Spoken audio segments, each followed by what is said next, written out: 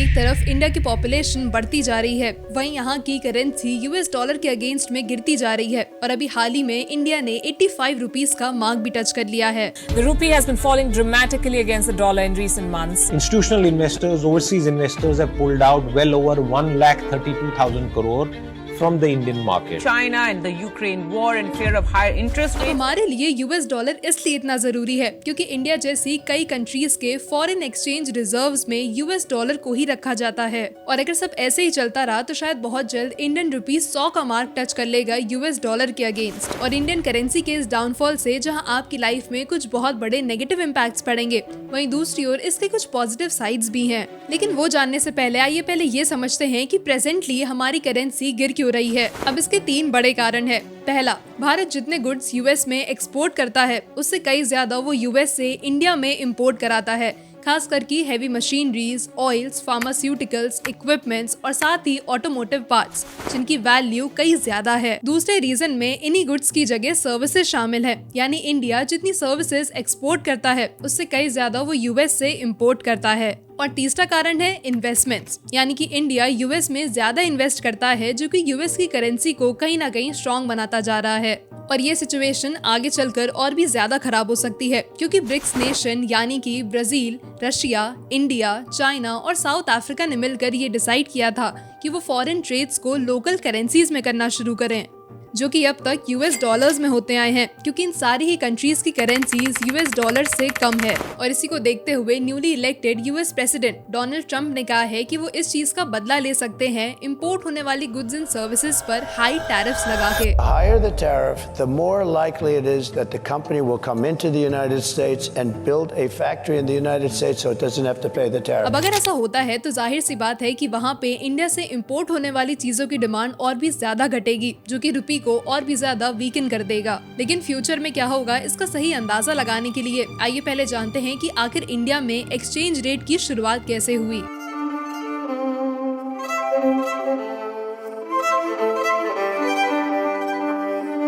1947 में इंडिया के इंडिपेंडेंट होते ही जो सबसे पहला सिस्टम यहाँ फॉलो हुआ वो था ब्रेटन वुड्स सिस्टम, जिसे पार वैल्यू सिस्टम भी कहते हैं। इसको 1944 में बनाया गया था, जिसकी कॉन्फ्रेंस में इंडिया के 5 डेलीगेट्स भी गए थे। उन्हीं में से एक थे इंडिया के पहले finance minister late sir R K. Shanmukham Chetty. Bretton Woods system एक फिक्स्ड एक्सचेंज रेट सिस्टम था जहाँ IMF इंडियन मॉनेटरी फंड्स के अंडर आने वाली सारी कंट्रीज का एक्सचेंज रेट तय होता था और वो उसी पर अपनी करेंसी एक्सचेंज करती थी। जहाँ आप गोल्ड के हिसाब से एक एक्सचेंज वैल्यू सेट करते थे, तो इसी सिस्टम के आते ही 1 इंडियन रुपी की एक्सचेंज वैल्यू फाइन गोल्ड के 4.15 ग्रेन्स के बराबर थी और इसी में $35 की वैल्यू 1 आउंस ऑफ गोल्ड यानी कि लगभग 28.34 ग्राम्स ऑफ गोल्ड रखी गई थी। लेकिन 1971 में ब्रेटन वुड्स एग्रीमेंट हट गया और 1975 में इंडिया को सिर्फ पाउंड स्टर्लिंग से हटा के और भी करेंसीज के साथ लिंक किया गया। पर कई जगह आपने पढ़ा होगा कि 1947 में 1 इंडियन रुपी 1 US डॉलर के बराबर था। तो क्या ये सच है?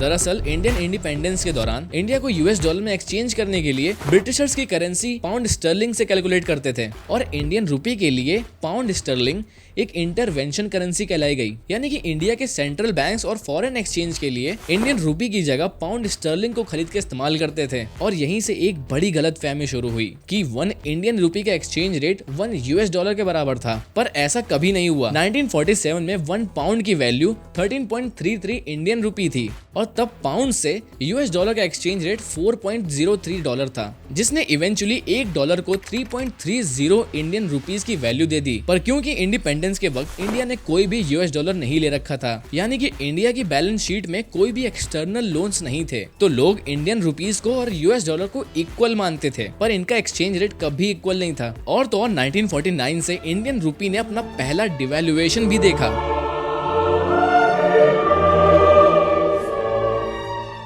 डिवैल्यूएशन मतलब जब एक देश की करेंसी की एक्सटर्नल वैल्यू यानी कि दूसरे देश के मुताबिक उसकी वैल्यू कम हो जाए। और 18 सितंबर 1949 को यूनाइटेड किंगडम में पाउंड स्टर्लिंग का डिवैल्यूएशन हुआ, यानी उसकी वैल्यू 30.5% से गिर गई। Announcement Chancellor Sir Stafford Cripps is to broadcast soon after his arrival.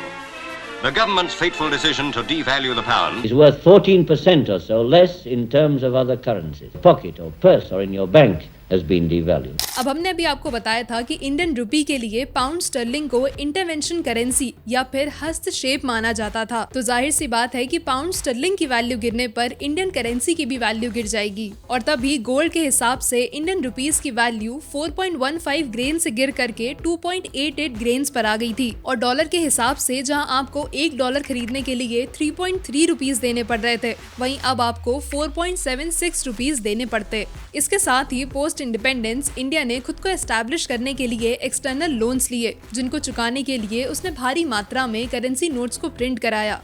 और इवेंचुअली उसके डिस्ट्रीब्यूशन और कॉस्टिंग की वजह से इंडियन करेंसी की वैल्यू और भी ज्यादा गिर गई। और तो और इंडो चाइना वॉर और इंडो पाक वॉर के बाद 1966 में इंडिया फाइनेंशियल क्राइसिस से गुजरने लगा, जिसके लिए और लोन्स लिए गए और इंडियन रुपीस की वैल्यू 57% से गिर करके 7.5 रुपीस हो गई थी अगेंस्ट $1। और इसी तरह 1973 की ऑयल क्राइसिस और 1991 के मेजर डिवैल्यूएशन के बाद इंडियन करेंसी लगभग 45 रुपीस तक पहुंच चुकी थी। ऐसे ही कई बार इंडियन रुपी गिरा और कई बार बढ़ा भी, और इवेंचुअली 2024 में ये अपने लोवेस्ट पॉइंट पर गया, जो कि था 85 रुपीस अगेंस्ट $1।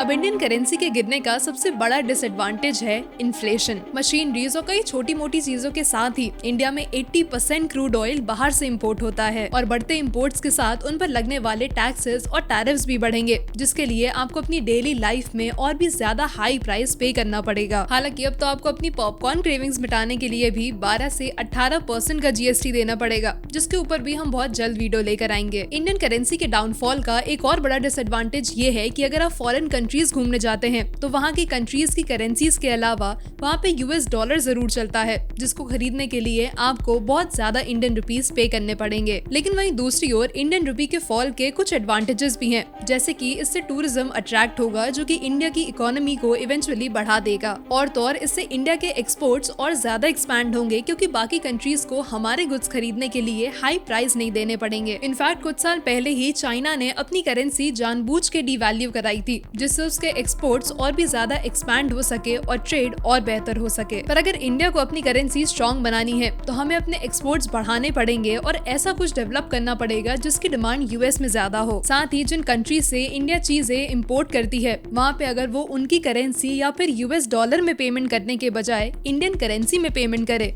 तो इंडियन रुपी और भी ज्यादा मजबूत हो सकेगा। हालांकि ऐसा ही कुछ 2023 में UAE से क्रूड ऑयल लेने पर किया भी गया था, जब पहली बार एक्सटर्नल ट्रेड का पेमेंट इंडियन रुपीस में किया गया। अब आपके हिसाब से गवर्नमेंट को और कौन से स्टेप्स लेने चाहिए इंडियन करेंसी को और ज्यादा स्ट्रॉन्ग करने के लिए, हमें कमेंट्स में जरूर बताइएगा। और हम मिलेंगे आपसे अगली वीडियो में।